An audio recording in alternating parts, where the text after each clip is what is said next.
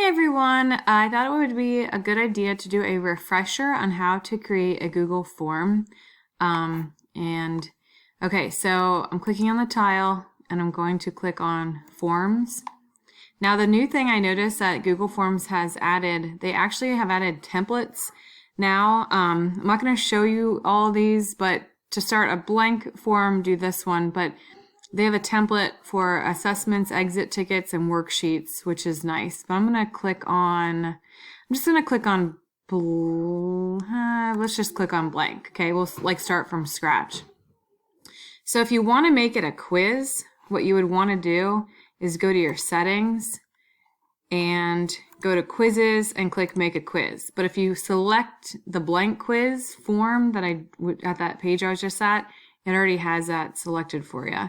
And you'll want to go through these settings to make sure, like limit to one response, to make sure that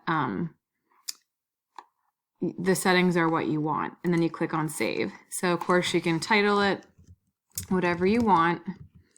Usually my first question, I just say, what is your first and last name? And then when it does that, it recognizes it's a short answer. And you're going to want to hit required so they put the information in. This button on the side lets you add another question. This lets you import questions from another quiz. This lets you add like a title, kind of like this. This lets you add an image, a video, or a section. But I'm just going to go like add a question. So first question, what day is it? And this is kind of cool because for some of your questions, it might auto like have stuff prearranged. So I'm just going to click add all. But right now it's set up to be a multiple choice question. You can click this down arrow here to select different types of questions.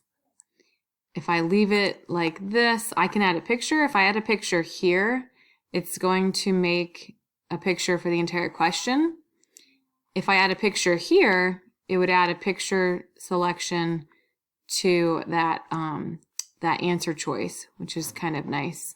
So let's see what that looks like if I just click on picture, and then I can click on upload from my computer. I'm going to click on browse, just pick a picture, wait for it to upload, and then that image will be there for that question. Kids will see it. So this is nice if you want to insert a picture and have them answer a question according to that picture. Okay, so you can do an answer key. Well, first you want to make it required, but you click on answer key, and this lets you select a point value, like 1 point or 2 points, and then you can select the correct answer and click done. Okay, let's do another one. If I click add question, let's do like number 2, choose all that apply. I'm just writing something random.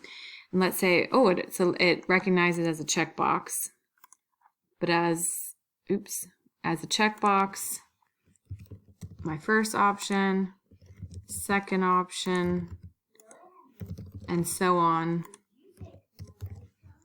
And then make it required, answer key, select answer your points, and then then you could go through and select like the right choices and hit done. Okay, just some different things you can do. If you click add section, this is kind of nice. It'll like after they are done with questions from one section, it'll like switch screens and they'll have questions on another section. But let's say it's done and you want to share it. So this is called quiz 1. So I'm going to pretend I'm putting this in our Google Classroom. I'm going to go to classwork. I'm going to click on create, and I'm going to click on assignment because I already have the quiz made, and I'm going to give it a name. I'm going to click add from my Google Drive, and I'm going to select it. This is already on my most recent, so I'm going to select quiz 1. And then You can select point value if you're going to grade it or not. You can put a due date on it. And here, of course, you can put it, create a topic or put it in a pre-made topic. Okay, then you want to hit assign. Now let me show you one that I already have in mind for today with my kids, so you can see how to view the assessment. So if I go to my classwork, kids today were voting on their favorite toy designs that we did in Tinkercad. Let me click on edit. So here's my quiz. This is what it came out looking like. Okay, and then I'm going to click on edit so I can see the responses. And when I click on responses,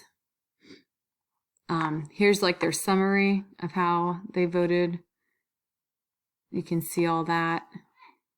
You can look by question, and you can also look at individual. So this shows me 19 students have done it. And if I had them put their name right here, this would be nice. And if this was a test, I would be able to see the score somewhere up here, and I would be able to see their name down here. So I could write their score down and just go from student to student. I hope that made sense. I probably should have showed you on an actual quiz that I made, but anyway, that's how you can get started to do a quiz. But like I said, they already have pre-made forms out here, which is nice for a blank quiz. So if you were going to do a quiz, I would just click on this one. Exit ticket is kind of nice. It has pre-made questions on there, or you can change your questions. And then the worksheet, I think my daughter Lily, her teacher, used this one today. She had a really nice worksheet. Here, let me just show you. Okay. Oh, you know what? I don't think I can see it because we already submitted it. But let's see. Here's another one Lily hasn't done yet today. But her third grade teacher, yeah, so she has them reading a poem and then answering these questions.